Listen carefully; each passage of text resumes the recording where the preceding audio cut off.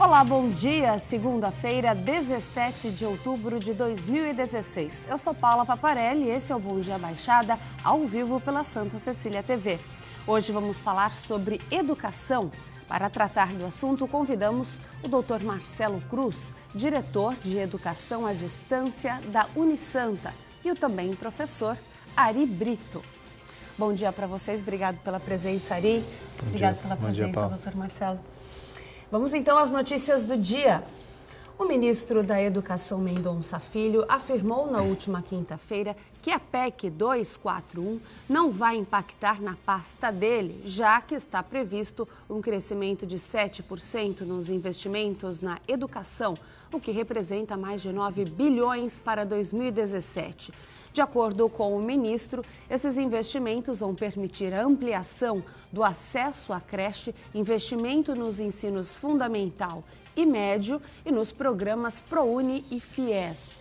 Para vocês que são especialistas em educação, sobre a PEC 241, com diminuição constante da arrecadação, será que dá para acreditar na declaração do ministro? Teremos investimentos em educação em 2017? Será, Ari? Bom dia. Bom dia. Primeiro, um prazer participar numa bancada tão importante aqui com o Dr. Marcelo, né, para falar um pouquinho sobre educação. A gente tem uma percepção, né, no Brasil que muitas coisas assim que a gente está vivendo no nosso dia a dia, principalmente para quem dá aula, né, a gente dá aula, assim, vai na faculdade, no ensino superior, e a gente vê a quantidade de pessoas que sumiram, né, das salas de aula, isso não só numa universidade, no geral. E um dos motivos desse sumiço é justamente por causa dos cortes de verbas aí de incentivos. Então, muitos alunos ficaram sem bolsa, sem ProUni, sem FIES e tal. Então, quando o ministro anuncia, né, olha, vai ter investimento, vai ter aumento, tal, quando a gente vê uma campanha, né, e é até salutar, né, de redução dos gastos, porque não tem como, ano após ano, você ter um déficit tão gigante como esse, né, que a gente teve agora no último ano, né, no anterior e nesse último ano, o que significa que daqui a pouco a gente não vai conseguir pagar as nossas contas básicas, não vai ter nem recurso para pagar os professores, por exemplo, da rede pública ou os professores do ensino superior nas escolas federais, e isso vai ser, aí logicamente que gira, né, um problema muito maior. Mas eu daria um crédito aí para o ministro, né, quando ele afirma isso, porque, de certa forma, rebate um pouquinho o que a oposição vinha colocando. Olha, com essa PEC 241 vai acabar com o dinheiro da educação, o dinheiro da saúde e tal, e aí vem o ministro e fala exatamente ao contrário. Olha, não vai impactar, muito pelo contrário, a gente vai ter um aumento de investimentos. Eu gostaria de acreditar sim. Na prática, esse governo ele é um governo provisório, muitos dos projetos que eles têm que aprovar pelo Congresso e tal, e agora a gente está percebendo aí esse embate para a construção dessa base. Vamos torcer para que isso seja verdade. Eu fico com um pezinho assim, um pouco inseguro, porque, como eu falei, né, é triste ver um monte de alunos desistindo, né, assim, infelizmente não continuando a sua graduação, justamente porque tanto o ProUni como o FIES foram desabastecidos nos últimos tempos, né, principalmente no último governo, e se ele for retomado, né, como está se colocando, vai ser ótimo. E já houve tanto investimento nisso, houve um crescimento tão importante, sim, de repente, com o decorrer dos anos. 2014, assim, para quem não sabe, né, mas em 2014, quando foi o auge, assim, né, desses programas, a gente tinha uma população enorme de pessoas que chegaram no ensino superior particular graças a esses projetos. Sim. Na hora que esse dinheiro parou de circular, aí gerou um problemão, principalmente para os institutos particulares, né, as faculdades particulares, porque elas tinham que, né, muitas delas fizeram investimentos contando, né, com esse exército, né, com esse grande número de alunos que migraram, né, que conseguiram entrar para o ensino superior, e num determinado momento falou, agora acabou o dinheiro, não tem mais. E aí as faculdades ficaram assim, e agora? O que a gente vai fazer? E os alunos também não tinham o que fazer, eles queriam estudar, afinal eles conseguiram chegar, é justo eles conseguirem, né, chegar através desse recurso, a bolsa. Mas na prática foi vamos falar assim, né, foi um grande engodo, né, que aconteceu. Doutor Marcelo. E o que é importante a gente falar, usando um pouco de economia, né? A economia ela é dividida em política monetária, política fiscal e cambial. Quando você fala de política fiscal, é receita e despesa do governo. Então o governo tem dois caminhos a tomar, ou aumentar a receita ou reduzir a despesa. Aumentar a receita significa aumento de imposto, tributo, etc., etc., que não é algo popular. Quando ele impõe uma PEC para redução de gastos, ele está sinalizando para o mercado que ele vai começar a trabalhar a questão de custos. E ao reduzir custos, obviamente, tem alguns setores que não podem ser prejudicados. No caso da educação, essa notícia de que, mesmo com a PEC, haverá incremento de arrecadação, incremento de alocação de recursos para a educação, isso mostra que, sim, vamos reduzir os custos e, olha, setores primordiais como educação e saúde vão continuar tendo assistência. Porque o governo sabe que a educação é uma prioridade, né? E a gente sabe que hoje a gente tem quase 2 milhões de jovens na casa dos 15 aos 17 anos fora da escola. São esses alunos que vão chegar à universidade. E 2 milhões deles fora da escola significa o seguinte, que a gente até vai discutir ao longo do programa, tem uma redução na quantidade de alunos para o ensino superior. Então, a gente tem que começar. Então, a implantação de uma PEC como essa, o ministro garantindo, o ministro que tem suas origens na iniciativa privada, na educação privada, o ministro dizendo que a pasta do Ministério da Educação não vai sofrer com isso, pelo contrário, vai ter um aumento de 7%, que pelas previsões é maior do que a inflação prevista para 2017, significa que sim, a gente pode acreditar, como professor Ari, que é um caminho importante a ser seguido.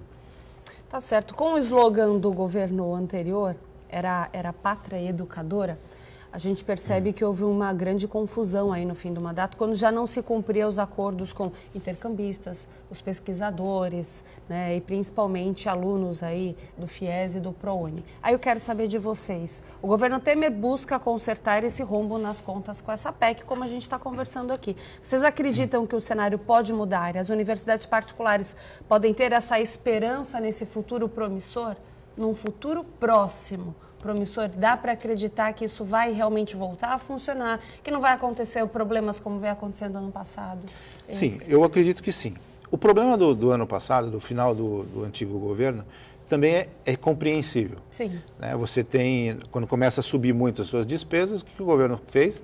Nós precisamos parar de gastar em alguns lugares. Foi contraditório ao slogan, né? O slogan de Pátria Educadora, você não poderia cortar na área da saúde, mas eu também imagino, como um gestor, chega uma hora que você tem que tomar algumas decisões. E aí elevar o nível do FIES, as pessoas não teriam acesso ao FIES, enfim, foi feita uma tentativa de sanear as questões das contas públicas. O novo governo percebeu isso, vai retomar esse processo, a expectativa nossa é que ele retome esse processo. Eu acredito que para as universidades privadas, ainda nós não teremos um reflexo em 2017, a partir de 2018, sinalizando as expectativas de um melhor governo, de uma economia melhor, de uma redução de inflação, certamente as universidades privadas vão sofrer esse impacto positivo. A gente não pode esquecer sempre uma coisa, existe um fator demográfico em relação às universidades. Nós temos menos pessoas, as famílias estão tendo menos filhos já há algumas décadas, então as pessoas em quantidade que chegam à universidade, isso é um número menor. Associado a isso, a questão da crise econômica. Associado a isso, esses 2 milhões de jovens na faixa do ensino médio que não estão estudando. Então, nós temos um volume bruto quantitativo de pessoas que não vão chegar à universidade. Então, as universidades já trabalham com essa prerrogativa de ter menos pessoas aptas a chegar ao ensino superior. Associado ao momento de crise, que é um momento de perda de emprego, falta de receita, isso se agrava. Então, a gente tem uma combinação de fator demográfico e a combinação do fator conjuntural e econômico, que a universidade precisa tratar com esse horizonte. Então, na minha opinião, eu acho que ainda em 2017 é muito cedo. A gente tem os indicadores de confiança, tanto empresarial como nas pessoas físicas, melhorando. As pessoas estão acreditando. Né? O resultado das urnas mostram que, se não estão acreditando, mas pelo menos não querem continuar com o que havia antes. Então, isso é bom. Né? O presidente está fora do país, está estimulando investimento. Se tudo isso combinar para um momento e um comportamento e uma expectativa de melhora, as coisas vão melhorar. Então, eu acredito que para 2018 a gente vai ter um outro cenário. 2017 já começa a se trabalhar uma possível eleição para 2018. Sim. Existe uma tendência de que realmente as coisas passem a melhorar para o começo de 2017, a virada do ano, até para 2018, né, Ari? Eu acredito, até pelo que o Dr. Marcelo colocou, a questão da expectativa, né? A economia trabalha muito com expectativa e o mercado trabalha muito com expectativa. Então, assim, se você tem uma população ou um grupo de consumidores que ele está com a expectativa de que as coisas vão piorar, aí eles começam a puxar o freio, começa a não consumir, aí um pai que tinha até um poder aquisitivo para colocar o filho numa escola particular, ele fala assim, filho, espera mais 1 ano, 2, para ver se ainda é novo, dá para fazer, você está com 17, 18 anos, faz uma faculdade com 20, mas vamos esperar, então vai fazer um cursinho para tentar uma pública, ou seja, de certa forma, há uma retração por causa da expectativa. O que dá para sentir claramente, e aí até algumas pessoas até criticam esse governo atual, é um governo provisório. Então, assim, ele está tentando trabalhar justamente a expectativa das pessoas. Essa campanha que entrou agora no final de semana, de assim, sabe, governo sério é o governo que enxuga, que reduz, que se preocupa com as contas públicas, é justamente para as pessoas entenderem o seguinte, olha, o governo anterior, é pátria educadora, e aí, de repente, a pátria educadora não estava cumprindo, né, com as prioridades na educação, então, de repente, as pessoas começaram a não acreditar que as coisas poderiam melhorar. No caso do atual governo, ele está com ações, né, então, assim, vai aumentar o orçamento aqui, vamos tal projeto aqui, aí vai para o embate no Congresso, começa a aprovar algumas coisas importantes, a própria proposta, né, de emenda constitucional é algo bem delicado de se aprovar, já aprovou em primeira instância, ou seja, ele está fazendo a lição de casa. Então, para um governo provisório, vamos dizer assim, que é um governo que, em tese, ele mesmo se colocou num determinado momento, olha, eu não pretendo ir para uma reeleição. Agora é muito cedo para dizer isso, mas de qualquer forma a expectativa, o que ele está querendo dizer com isso? Vamos consertar a casa. Vamos arrumar a casa, vamos organizar, primeiro, né? E eu acho que isso está, de certa forma, surtindo um efeito na vida das pessoas, porque as pessoas estão assim, agora não está com uma promessa de pátria educadora, mas tem verba ali para o FIES. Então, se meu filho for estudar, eu posso acreditar que eu posso utilizar o FIES ou não. Isso já muda bastante em termos de expectativa. Até porque com a popularidade que ele tem nesse começo e essas investigações, a população ainda está muito receosa, né, Ari? Sim. Falar de começar, a imprensa também gosta de incendiar, né? Pôr fogo no circo. Então, ele também acalmou primeiro a população, vamos organizar a casa. Quem sabe aí, o ano que vem, a gente começa a ouvir alguma coisa nesse assunto. Nós vamos para um rápido intervalo, você continue com a gente. O tema no programa de hoje é educação e isso é fundamental para você. Voltamos já. Voltamos com o Bom Dia Baixada. Essa semana, os contratos antigos do Fundo de Financiamento Estudantil, FIES, poderão ser renovados de forma retroativa. Isso só será possível graças à aprovação pelo Congresso Nacional de um projeto de lei de crédito orçamentário suplementar que repassa 702 milhões de reais para o programa. Dessa forma, serão garantidas também as 75 mil novas vagas anunciadas pelo presidente Michel Temer. Segundo Rodrigo Capelato, diretor executivo do SEMESP, Sindicato das Mantenedoras de Ensino Superior, houve uma redução de 20% nas matrículas do ensino superior nos últimos 2 anos. Por isso, pergunto aos convidados de hoje, onde o tema é educação, o FIES é um dos principais instrumentos para reverter essa queda? Ari. Como a gente já vinha falando no bloco anterior, sim, né? Assim, o que a gente tem, assim, 2 fatores. Em primeira, a questão demográfica, como o Dr. Marcelo falou, assim, há uma redução de pessoas na faixa etária que estão indo para o ensino superior, isso é uma questão. Outra questão que é importante também, que agora está se revendo, a gente ainda vai falar isso no programa, provavelmente, é a questão do ensino médio. Né? Então, assim, as pessoas não estão concluindo o ensino médio e, portanto, não se habilitando para ir para o ensino superior. Mas das pessoas hoje que estão frequentando as escolas particulares, né, de ensino superior, eu acredito muito que esses programas, eles acabam, de certa forma, viabilizando a faculdade para muitas famílias.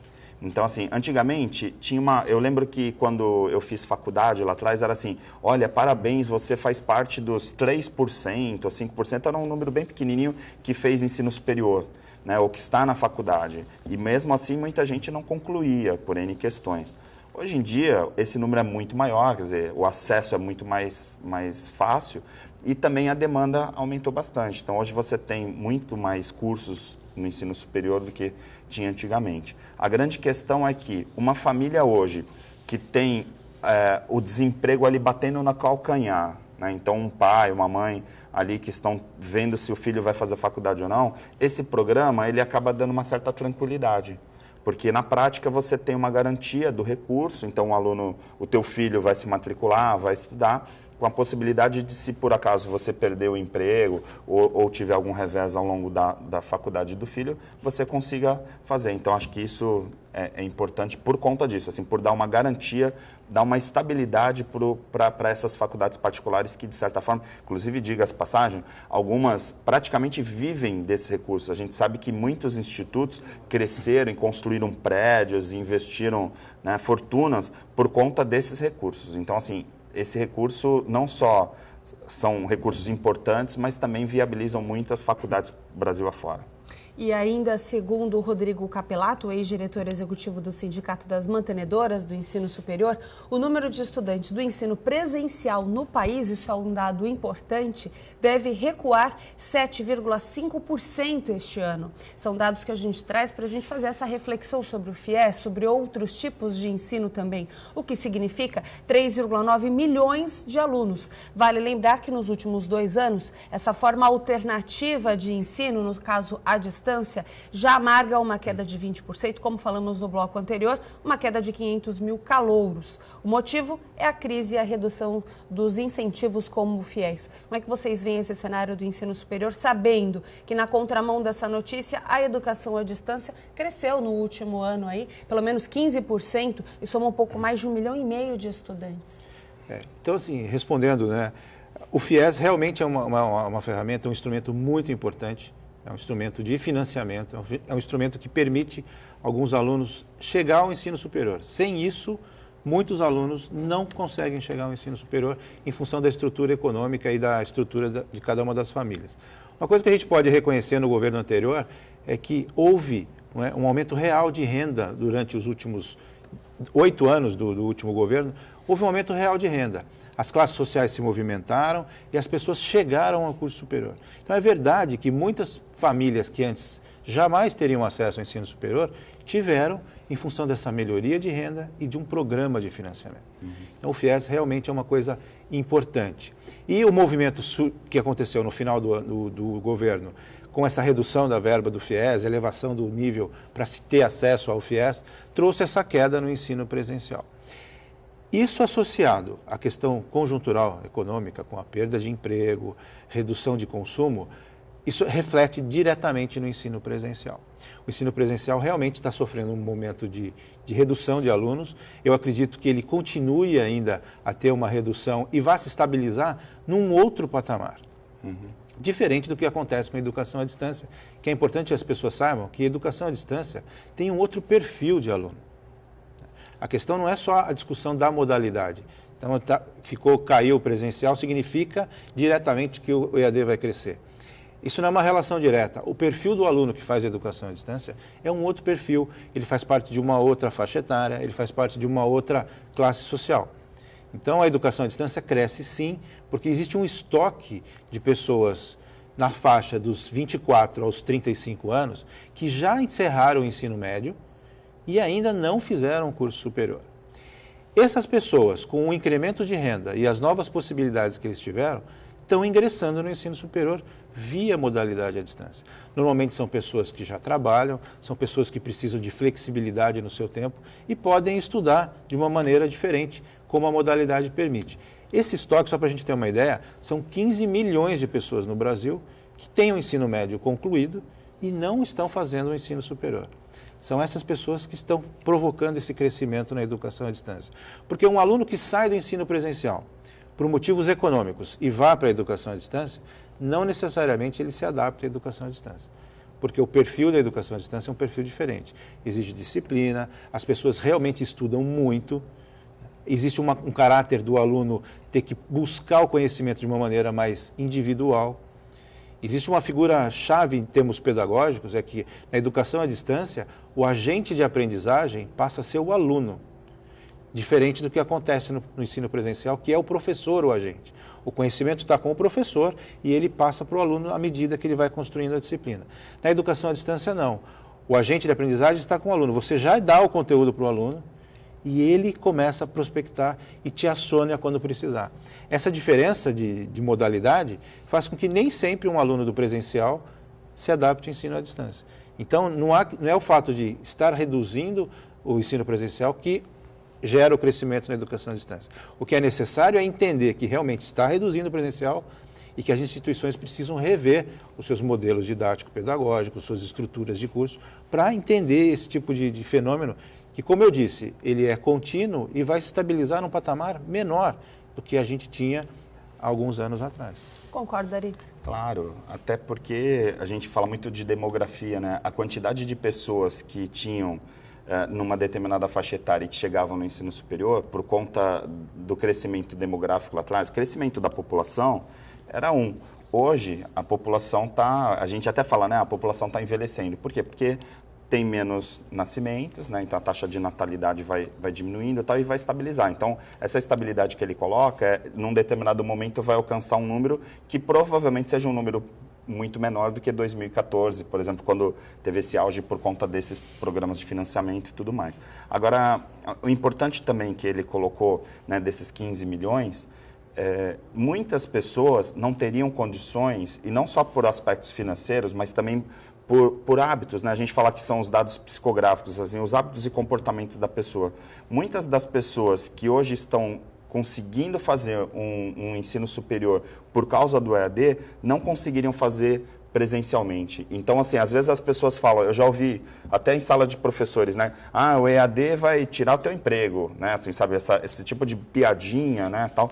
Na verdade, as pessoas que dão aula no ensino presencial, se um dia elas deixarem de dar aula, não vai ser por causa do EAD. Sim. São outros fatores. Agora, o EAD permite com que pessoas que trabalham em horários diferentes, então assim, eu trabalho de 12 com 36 horas, então você pega pessoas que trabalham em segurança, trabalham em diversas áreas, pessoas que por conta disso, por conta dos seus trabalhos, não podem fazer o ensino superior, o cara que trabalha de garçom, por exemplo, o cara que trabalha na segurança pública, ou até de zelador, qualquer tipo de função que ele não tenha uma regularidade no horário, esse cara nunca vai poder fazer uma faculdade, né, no sistema presencial. Aí, de repente, surge o EAD, que ele tem uma flexibilidade, então ele pode cursar no horário mais apropriado para ele, mais adequado, que dê para se encaixar, e essas pessoas estão conseguindo fazer uma graduação. No momento que elas fazem a graduação, aí elas podem escolher assim, agora que eu estou graduado, eu posso continuar trabalhando naquele meu antigo emprego,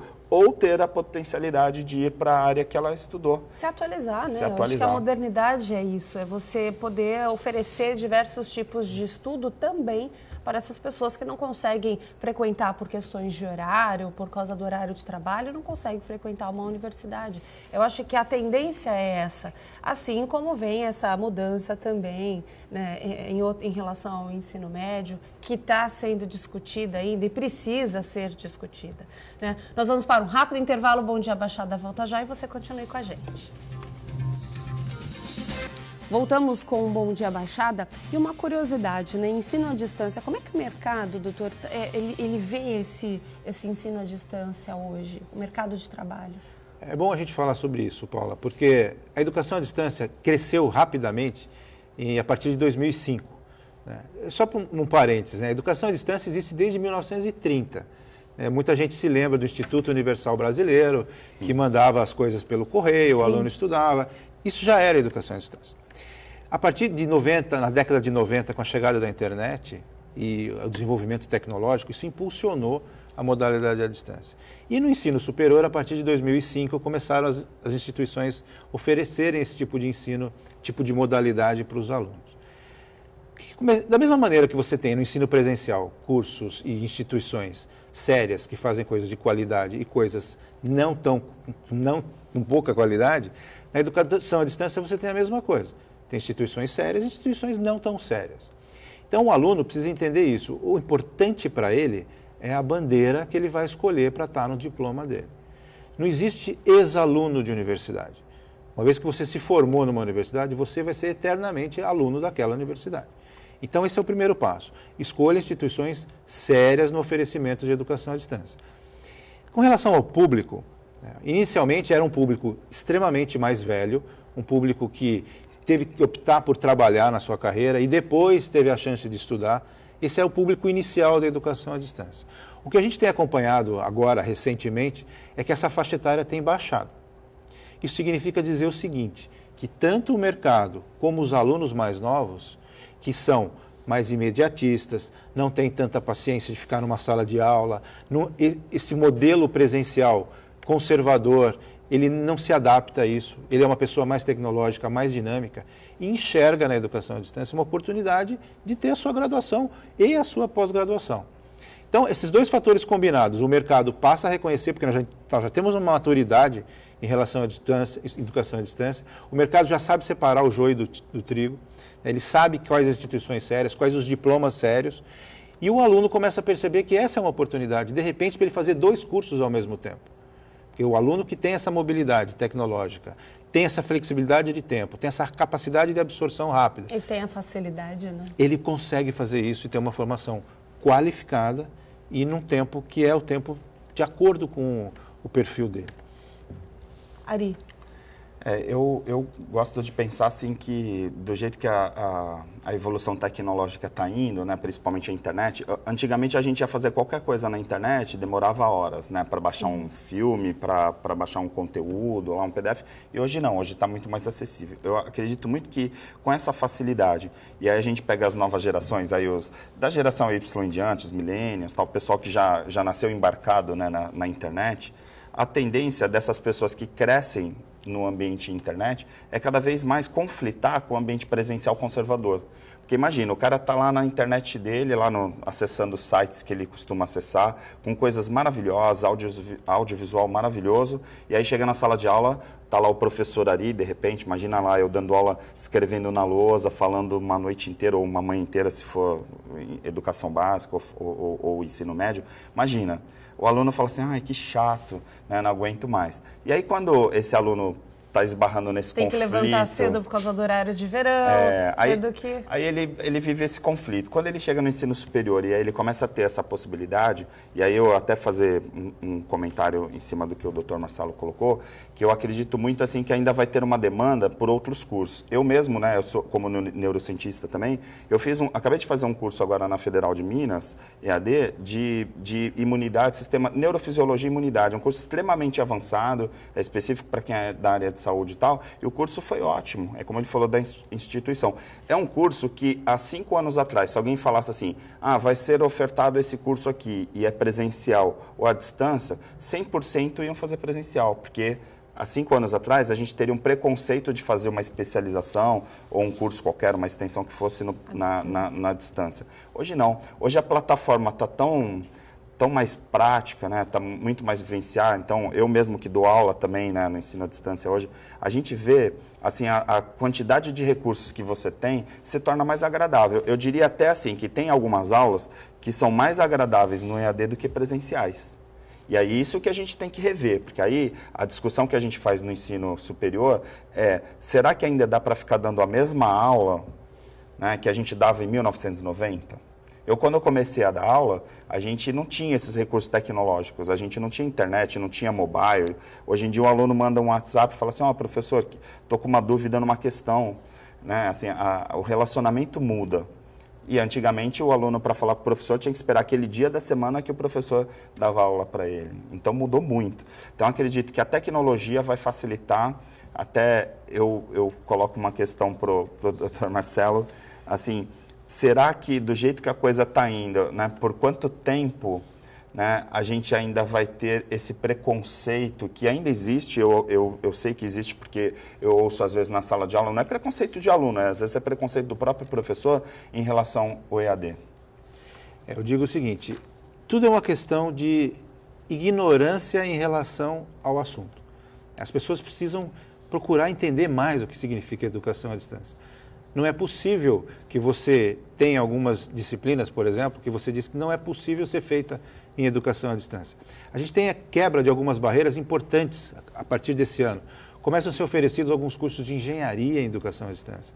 A Universidade Federal de São Carlos já tem um curso de física em educação à distância, em que os laboratórios são laboratórios virtuais, são laboratórios que permitem ao aluno estudar o experimento, porque ele vai e volta no experimento, ele aprende com isso. Então, não tem barreira em relação à educação à distância.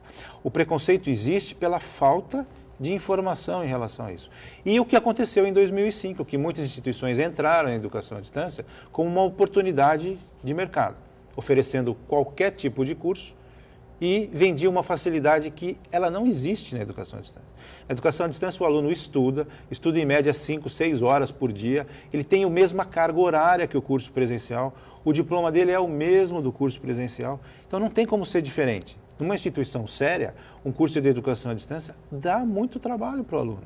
A questão essencial na educação à distância é flexibilidade. É o aluno que precisa e pode estudar um dia de manhã, um dia à tarde, um dia à noite, ele pode estudar pelo celular, isso que atende ao aluno. Uma coisa muito importante, a educação, você precisa dar autonomia para as pessoas quererem aprender. E a educação à distância vem ao encontro dessa necessidade. A pessoa precisa de autonomia e a educação à distância dá essa autonomia. Só que isso não significa facilidade, muito menos tranquilidade. O nível de exigência é o mesmo. E eu falo o seguinte, se você não tem tempo e vai falar assim, então como eu não tenho tempo, eu vou preferir a educação à distância. Se você não tem tempo, você não pode fazer nem a presencial e nem a educação à distância. Educação à distância, a palavra-chave é flexibilidade de tempo. E é isso que a gente oferece aqui na Unisanta. O que é interessante até para uma pessoa que trabalha viajando o país inteiro, e tem muita gente que faz como dá aula como palestras, palestrante pelo Brasil inteiro, não estava lembrando a palavra, é um palestrante. Então você imagina, ele pode se atualizar e aí da onde ele estiver, ele conseguir ter acesso à aula daquele período, daquele dia. Então assim, é uma modernização em relação ao ensino. Sem dúvida, ela transmite mobilidade. Você pode ter... A gente fala muito assim, né? A questão da qualidade em relação ao ensino presencial. O professor que dá aula na educação à distância, o professor Ari é professor de educação à distância. Sim. É o mesmo professor. Então, aquele professor que tem o conhecimento, que tem seu título de mestre, doutor, tem experiência profissional, é o mesmo professor que está na modalidade à distância. É o mesmo professor que grava uma videoaula e passa o seu conhecimento para o aluno. Então, o aluno percebe isso. O aluno ele não quer um apresentador de TV dando conteúdo para ele. No ensino à distância, ele quer um professor realmente professor. Então, olhem os modelos que existem por aí. Você usa um professor, você tem videoaula, tem um material didático adequado, tem tutoria para te ajudar a responder dúvida. Como está sendo o modelo didático-pedagógico da instituição que você está escolhendo ou a instituição que você está estudando? Essas coisas são importantes para o aluno. Então, tanto faz se o professor Ari está durante 2 horas na sala de aula falando de um determinado assunto, como se ele tiver 2 horas falando numa videoaula sobre aquele mesmo assunto. A diferença está no professor Ari. É ele que está passando esse conhecimento para o aluno, a didática que ele tem, a experiência profissional que ele tem.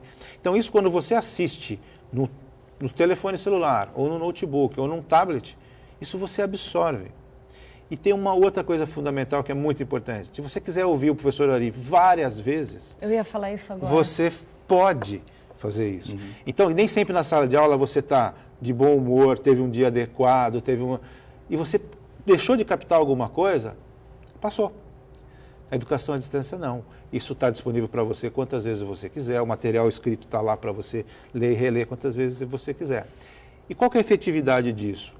Hoje a gente já tem notas no ENAD de alunos de educação à distância superior aos alunos do ensino presencial, por conta dessa disciplina, desse interesse e dessa dedicação que ele tem que ter como um aluno de educação à distância. Não, e você deduz que o momento que você vai parar para estudar, para assistir essa videoaula ou para ter acesso a esse conteúdo didático, escrito, enfim, é a hora que você está realmente tranquilo e é o seu momento, diferente de você trabalhar o dia inteiro, uma pessoa mais velha que procura, ou já tem uma vida corrida, trabalhar do mesmo jovem. Hoje em dia o jovem faz tudo ao mesmo tempo, né? Então é a mesma coisa. Então é a evolução, como nós falamos no bloco anterior, a evolução do ensino. Sim. E eu acho que o mais interessante disso é fazer com que os professores, eles também, e as universidades, presenciais se atualizem com esse tipo de material à distância. Eu acho que um complementa o outro. Dá para ter esse tipo de material também, né, Ari? A grande questão está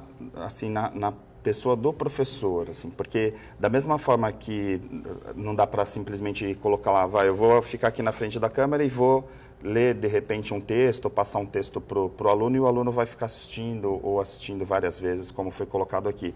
A grande questão é assim, o aluno que vai para o EAD ou o aluno presencial não aguenta mais aquele formato de aula que existia antigamente, que era assim, olha, eu sei tudo, o aluno não sabe nada, então eu vou lá ficar falando, não tinha interatividade. Porque hoje o aluno que está, principalmente no ensino superior, que está trabalhando, né, eu diria até no ensino médio também, o aluno trabalha, o aluno tem um monte de atividades, aí o cara chega às vezes à noite, no ensino superior principalmente, o cara está super cansado, e aí fica aquele professor falando, totalmente fora de contexto, quer dizer, ele não entende que as coisas mudaram.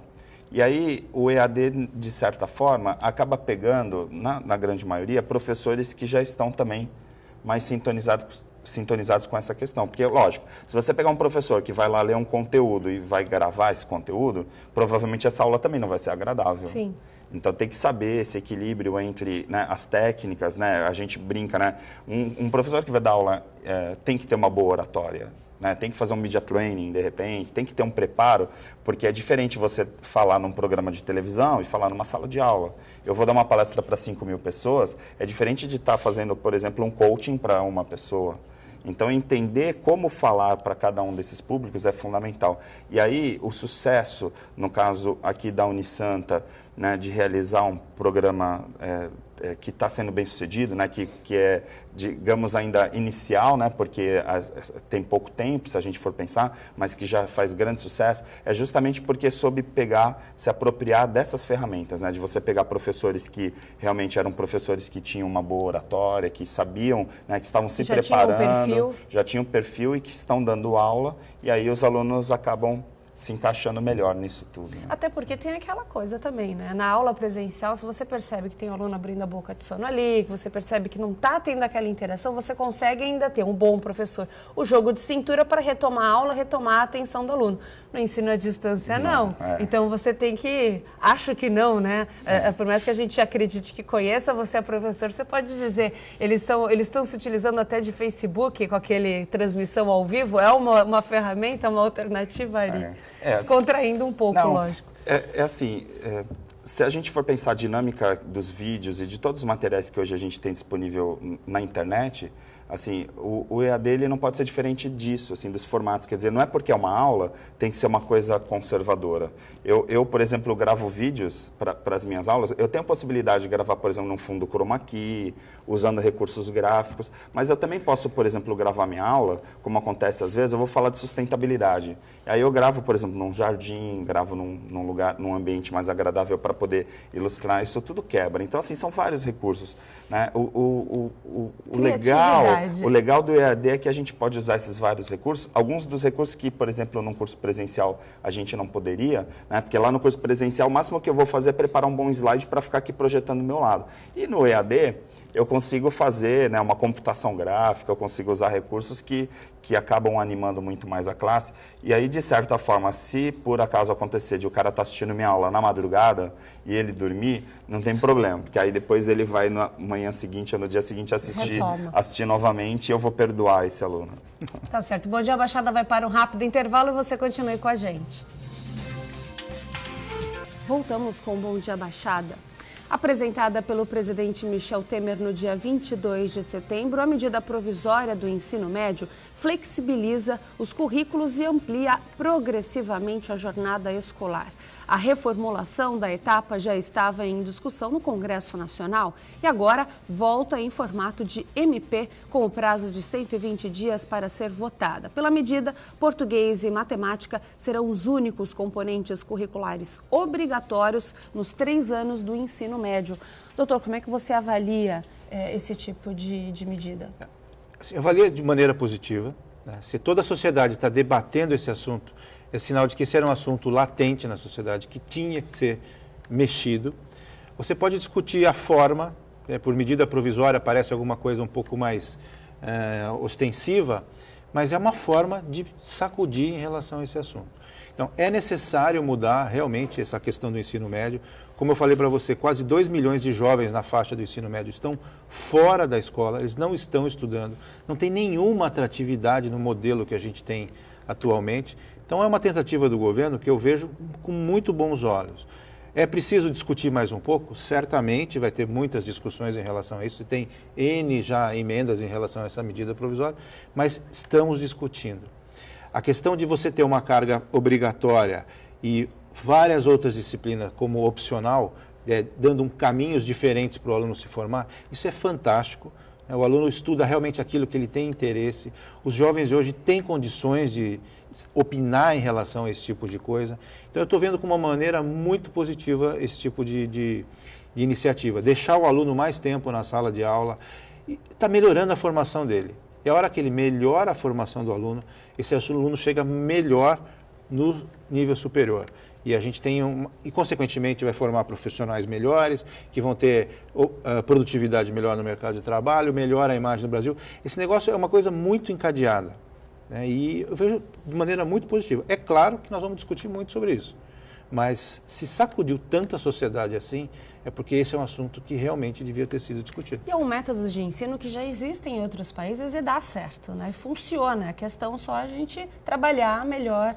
Mas existem, na sua opinião, existem pontos negativos que deveriam ser trabalhados? Você consegue trazer alguns pontos desses? O ponto negativo é só uma questão de discutir melhor, amadurecer melhor isso. Então, existe a possibilidade de oferta de modelagem com créditos. E um ponto que eu acho que vai dar muita discussão é que mais de 80% do ensino médio é sob responsabilidade dos governos estaduais. Na hora que você faz uma mudança desse tipo, você vai mexer muito nos governos estaduais. E aí tem um complicador, que é a contratação de professores, quais professores vão ser definidos para determinadas áreas. Se você coloca algumas disciplinas como optativas, será que a quantidade de professores que eu tenho hoje é excedente ao interesse dos alunos? O que vai acontecer com os cursos de licenciaturas nessas modalidades que talvez não sejam as mais escolhidas pelos alunos? Então tem um debate em relação a isso, mas é um debate, como você falou, de ajuste, a encontrar o nosso modelo. A proposta, na minha opinião, é fantástica. Nós temos parte obrigatória e parte optativa. O aluno vai definir os caminhos que ele tem para fazer.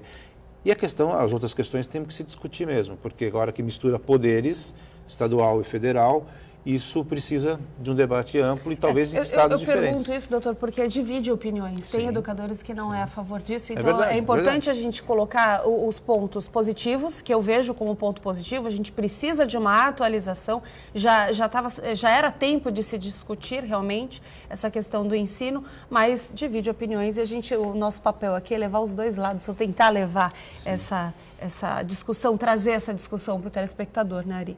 Eu penso muito, até eu brinco, assim, quando você vai para a escola aprender determinadas coisas ou discutir determinados assuntos, que esses assuntos, eles podem até estar disponíveis no mundo, né? Hoje em dia você tem internet, tem acesso à informação, mas a informação está lá com uma ponta de um iceberg e não é discutida.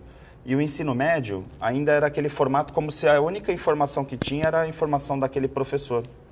E isso eu vejo como algo negativo nos dias de hoje. Quer dizer, não dá mais, né, para o professor querer ensinar de repente. Eu brinco assim, né, eu tinha uma professora de história maravilhosa, inclusive nós trabalhamos aqui depois no Santa Cília, que é a Magali, uma professora maravilhosa. A gente fazia chamada oral de história, a gente precisava saber tudo sobre história. História da Grécia, de Roma, história do Brasil. Aí eu ficava pensando assim, poxa, eu vou fazer medicina, para que eu preciso saber disso? Né? Ou eu vou fazer engenharia, para que eu preciso saber disso? Aí tinha um amigo meu que ia fazer engenharia, e aí ele ficava lá na física e tal, e eu ficava, poxa, mas eu vou fazer comunicação. Ou seja, sempre teve esse conflito sempre teve, isso eu lembro. Para que eu estou tendo aqui? A gente questionava isso quando era criança. E aí os cursinhos preparam assim, vai ter um cursinho que é específico para quem é da área de biológicas, porque vai prestar medicina. Então eles começaram a formatar mais em nichos. Nichou, né, os cursos. Só que o ensino médio não é nichado, ele continuou igual. Aí foi perdendo espaço. Então, hoje em dia, as pessoas falam assim, meu filho fez ensino médio não sei aonde, e aí agora ele tem que fazer um cursinho, tem que fazer um reforço por causa, né, porque ele não está preparado para o vestibular. Ou seja, muitas pessoas, principalmente os pais, entendem o ensino médio como uma preparação para entrar na faculdade.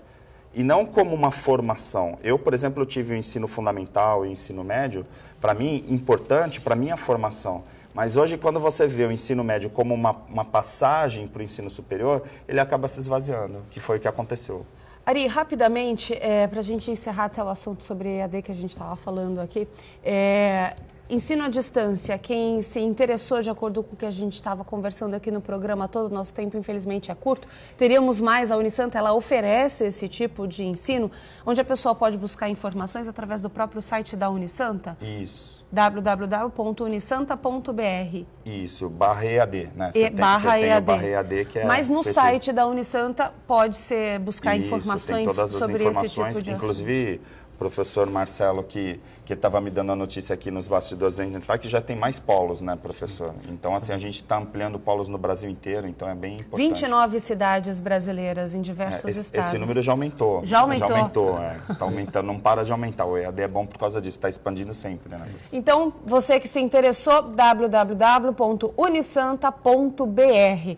Pode acessar /EAD. Pode acessar o site da Unisanta que você recebe informações sobre esse tipo de estudo, esse tipo de ensino. Obrigado pela presença de vocês, Ari. É um prazer sempre receber você aqui. Professor, nossas portas estão abertas. Discutir educação é fundamental.